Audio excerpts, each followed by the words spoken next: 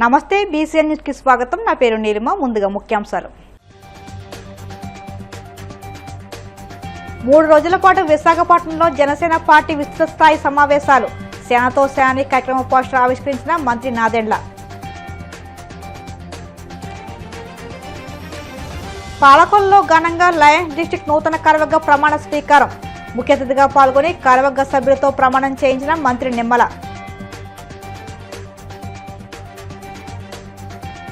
BR Naidu ఆధ్వర్యంలో తిరుపతిలో భూ ఆక్రమణలకు పాల్పడుతున్నారు. టీటీడీ మాజీ చైర్మన్ బోమన కరుణాకర్ రెడ్డి ఆరోపణలు.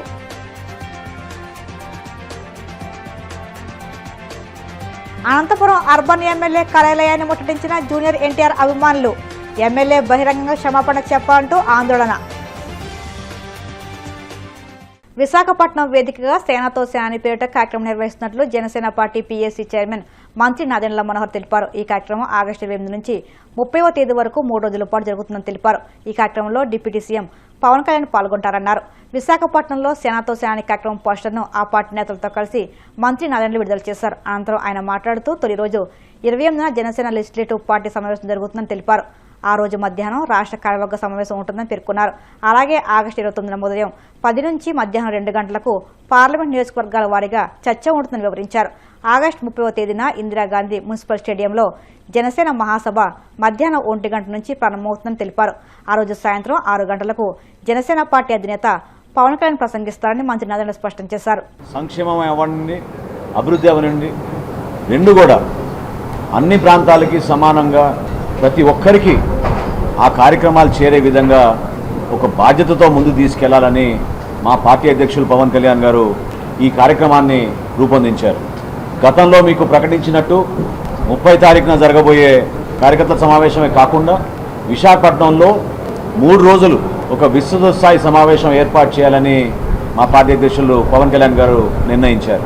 28వ తారీఖున ఉదయం 9 గంటలకు జనసేన పార్టీ లెజిస్లేచర్ విభాగం, జనసేన లెజిస్లేచర్ పార్టీలో ఉన్న గౌరవ పార్లమెంట్ సభ్యులు, గౌరవ శాసనసభ్యులు, గౌరవ శాసన మండలి సభ్యులతోటి మా పార్టీ అధ్యక్షులు పవన్ కళ్యాణ్ గారు ఒక సమావేశం ఏర్పాటు చేసుకుంటాం. వైఎంసీఏ ప్రాంగణంలో బీచ్ రోడ్ పైన ఉదయం 9 గంటలకు. దాదాపు 3-4 గంటలు ఆ కార్యక్రమం పూర్తయిన తర్వాత మధ్యాహ్నం 2ంటికి జనసేన పార్టీ రాష్ట్ర కార్యవర్గాన్ని ఆహ్వానించి సుమారు 350 మంది ఆహ్వానితులతోటి పవన్ కళ్యాణ్ గారు చర్చిస్తారు.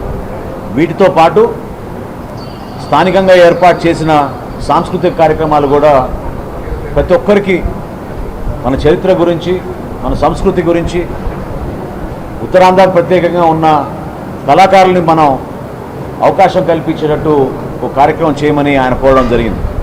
29వ తారీఖున ఉదయం 10 గంటలకు మరియు మధ్యాహ్నం 2ంటికి రాష్ట్రంలో ఉన్న 25 పార్లమెంటు నియోజకవర్గాల నుంచి 10 నుంచి 15 మందిని ఆహ్వానితుల్ని ప్రత్యేకంగా కార్యక్రమానికి ఆ రోజున పవన్ కళ్యాణ్ గారు పిలవమని సూచించడం జరిగింది. ఎవరు ఆ 15 మంది అంటే పార్టీతో మొదటి రోజు నుంచి నిలబడిన మా జన సైనికులు, మా వీర మహిళలు, స్థానిక సంస్థల్లో ధైర్యంగా వైఎస్ఆర్సీపీని ఎదుర్కొని పోరాటం చేసిన మా ఎంపీటీసీలు, జెడ్పీటీసీలు, కార్పొరేటర్లు, కౌన్సిలర్లు, అదేవిధంగా వర్తమాన రాజకీయాల్లో ఆసక్తి చూపించే యువత, ఈ రోజున వాళ్ళు ఉపాధి కోల్పోయినా లేదా చిన్న పరిశ్రమలు ఏర్పాటు చేయాలనే తపనతో ఉన్న వ్యక్తులు కానివ్వండి, కొత్త ఆలోచనలతోటి ముందుకొచ్చిన వ్యక్తుల్ని ప్రోత్సహించడానికి కోసం ఐటీ రంగంలో ఉండొచ్చు, చిన్న చిన్న వ్యాపారాలు ఉండొచ్చు, పర్యావరణం గురించి ప్రేమించే వ్యక్తులు కూడా ఉండొచ్చు. వీళ్ళందరితో కూడా ప్రత్యేకంగా గిరిజన ప్రాంతాల నుంచి ఉన్న మన సర్పంచులు, మహిళలు, వాళ్ళతో ఇంటరాక్ట్ సెషన్ 29వ తారీఖున రోజంతా కూడా మా పార్టీ అధ్యక్షులు పవన్ కళ్యాణ్ గారు కేటాయించడం జరిగింది. ప్రతి ఒక్కరిలో కూడా ఎమర్జింగ్ లీడర్గా ఒక మార్పు తీసుకురావడం కోసం ఒక ప్రయత్నం జనసేన పార్టీ నిరంతరంగా చేస్తూ వచ్చింది. ఈ సందర్భంగా కూడా దాన్ని ముందు తీసుకొస్తాం. ప్రత్యేకంగా సోషల్ మీడియాని ఉపయోగించి ఒక అస్త్రంగా గత 5 సంవత్సరాల్లో వాళ్ళు చేసిన దుష్ప్రచారం, సమాజానికి ఎంత నష్టం కలిగించారో, కుటుంబాల్లో కలహాలే విధంగా తీసుకొచ్చారో, రాజకీయ లబ్ధి కోసం దిగజారుడు రాజకీయాలు చేసిన విషయాలు కూడా ఖచ్చితంగా ప్రస్తావించి కొత్త చట్టాలు ఏ విధంగా తీసుకొస్తే దీన్ని నివారించగలుగుతామో దానిపైన కూడా లోతుగా సమీక్షిస్తాం. రాబోయే రోజుల్లో కర్తవ్యంతో, ఒక బాధ్యతతోటి కూటమిలో మనం ఎట్లా కలిసి పనిచేయాలి, ఏ విధంగా మన కార్యాచరణ ముందుకు తీసుకెళ్లాలి దానిపైన ఈ ప్రోగ్రాం రూపొందించడం జరిగింది. పార్టీలో ఉన్న నాయకులతోటి కష్టపడి క్షేత్రస్థాయిలో పోరాటం చేసి గెలిచిన మా గౌరవ శాసనసభ్యులు, పార్లమెంట్ సభ్యులు, శాసన మండలి సభ్యులు, అదేవిధంగా మా కార్పొరేటర్లు, పార్టీ నుంచి గుర్తింపు పొందిన పదవుల్లో ఉన్న నాయకులు అందరికీ కూడా ఈ అవకాశాన్ని మా పార్టీ అధ్యక్షులు పవన్ కళ్యాణ్ గారు సంవత్సరం పాటు ప్రభుత్వంలో ఉన్న కార్యక్రమాలపైన పూర్తి దృష్టి సారించి పార్టీ పైన పూర్తి సమయం ఇవ్వలేకపోయారు. ఆ సమయం ఇప్పుడు వచ్చింది. మనస్ఫూర్తిగా ఈ కార్యక్రమానికి ప్రతి ఒక్కరూ ఎవరికైతే ఆహ్వానం పంపుతున్నామో మా కేంద్ర కార్యాలయం నుంచి వాళ్ళందరూ కూడా హాజరై పవన్ కళ్యాణ్ గారి నాయకత్వంలో రాష్ట్రంలో మనం చేయబోయే కార్యక్రమాలు, కూటమిలో మన భాగస్వాములుగా తెలుగుదేశం పార్టీ, భారతీయ జనతా పార్టీతో కలిసి ఏ విధంగా మన రాష్ట్ర ముఖ్యమంత్రి చంద్రబాబు నాయుడు గారు చేస్తున్న కార్యక్రమాల్ని ప్రజల్లో తీసుకెళ్ళడానికి మనం చేయాల్సిన కృషి గురించి మనందరం కూడా లోతుగా దీనిపైన అవగాహన తెచ్చుకుని ప్రజలకి మరింత అంకిత భావంతో పనిచేయడానికి ఈ అవకాశాన్ని ఉపయోగించుకుందాం. ఈ సందర్భం అనే ఒక పోస్టర్ ఆవిష్కరించబోతున్నాం. దాన్ని మీ అందరి ముందు ఇప్పుడు ఆవిష్కరించి ఈ కార్యక్రమాల్లో 12 కమిటీలు ఏర్పాటు చేశాం. ఆ కమిటీలో ఉన్న సభ్యులందరూ గౌరవ శాసనసభ్యుల ఆధ్వర్యంలో జరుగుతున్న ఆ ప్రక్రియలో ప్రతి ఒక్కరు కూడా పాల్గొని మనస్ఫూర్తిగా ఈ కార్యక్రమాన్ని విజయవంతం చేయమని మా జన సైనికుల్ని, వీర మహిళల్ని పార్టీ అధ్యక్షులు పవన్ కళ్యాణ్ గారి తరఫున కోరుతున్నాను. సమాజానికి లయన్స్ క్లబ్ సేవలు అవసరమని రాష్ట్ర జలవనరుల శాఖ మంత్రి నిమ్మల రామనాయుడు అన్నారు. పశ్చిమ గోదావరి జిల్లా పాలకొల్లులో అడబాల గార్డెన్స్ ఫంక్షన్ హాల్లో లయన్స్ డిస్టిక్ నూతన కార్యవర్గ ప్రమాణ స్వీకారం అరుణోదయం పేరుతో జరిగింది. డిస్టిక్ గవర్నర్గా ఎన్వీఎస్ఎస్ పాపారావు నాయుడు ఇటీవల అమెరికాలో ఇంటర్నేషనల్ సమావేశంలో ప్రమాణ స్వీకారం చేయగా మిగిలిన కార్యవర్గ సభ్యులు పాలకొల్లులో ప్రమాణ స్వీకారం చేశారు. మన పాలకొల్లు ముద్దు బిడ్డ, మా అందరికీ కూడా మంచి ఆప్తుడు, మాకు మంచి స్నేహితుడు, మా శ్రేయోభిలాషి అయినటువంటి పాపారావు నాయుడు ఈరోజు ఈ యొక్క పదవి బాధ్యతలు స్వీకరించడం చాలా సంతోషంగా, ఆనందంగా ఉందని చెప్పి ముందుగా తెలియజేసుకుంటూ ఉన్నాం. ఒక రాష్ట్రంలోనూ, ఒక దేశంలోనే కాదు, ఈరోజు ప్రపంచ వ్యాప్తంగా ఎవరికైతే అవసరం ఉందో, ఎవరికైతే నీడ్ ఉందో వాటిని గుర్తించి ఆ సర్వీస్ అందించేటువంటి క్రమం కానీ, మిగిలినటువంటి సంస్థలకు కానీ, మిగిలినటువంటి వ్యక్తులకు కానీ ఒక ఆదర్శనీయంగా, ఒక స్ఫూర్తిగా లయన్స్ క్లబ్ ఉంది.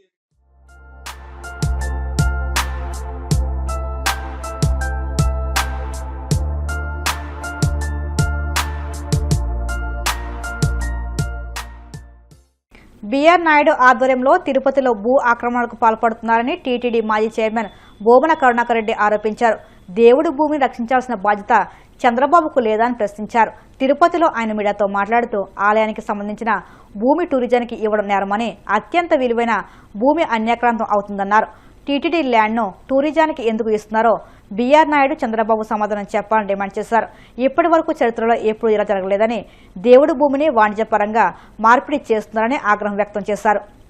19/8 అంటే దాదాపు 22 రోజుల తరువాత మాకు పోస్టల్లో పంపించినారు. దానికి సంబంధించి ఇదిగో స్పష్టంగా 19వ తారీఖున టీటీడీ వాళ్ళు మాకు పంపించినట్టుగా ఉన్నటువంటి రిజిస్టర్ పోస్టు. అంటే 21 రోజుల పాటు ఉద్దేశపూర్వకంగా దీన్ని అణచివేయటానికి, సరే వాళ్ళ కారణాలు ఏంటో తెలియదు. మామూలుగా ఇలాంటి విషయాలలో పబ్లిక్ నోటీస్ కు సంబంధించినటువంటి వాటిల మీద లేట్ చేయకూడదు అన్నటువంటి సాంప్రదాయం ఉన్నది. 1 వారం కంటే ఎక్కువ ఆలస్యం చేయకూడదు అనేటువంటి నిబంధన కూడా ఉన్నది భారతీయ చట్టం ప్రకారం. కానీ 3 వారాల తరువాత మాకు పంపిస్తే మేము 20వ తారీఖున దాన్ని రిసీవ్ చేసుకోవటం జరిగింది. ఆశ్చర్యంగా 5/8/25 జరిగినటువంటి కేబినెట్ మీటింగ్ లో మాకేమో రిజెక్ట్ చేసినట్టుగా 28లో మాకు పంపితే 29/7న రిజెక్ట్ చేసినటువంటిది 28న మాకు పంపితే అంతకు పూర్వమే 5/8/25వ తారీఖున జరిగిన కేబినెట్ మీటింగ్ లో దీనికి ఆమోదం తెలుపుతూ 7-8 ఆగస్టున గవర్నమెంట్ జీవో కూడా ఇచ్చేసింది. టీటీడీ స్థలాన్ని టూరిజానికి ఇచ్చినట్టుగా, టూరిజం స్థలాన్ని టీటీడీకి ఇచ్చినట్టుగా, అత్యంత పవిత్రమైన దేవస్థానం యొక్క స్థలాన్ని ఏ రీత్యా చూసినా అబ్జెక్ట్ చేయవలసినటువంటి అవసరం ఉన్నది.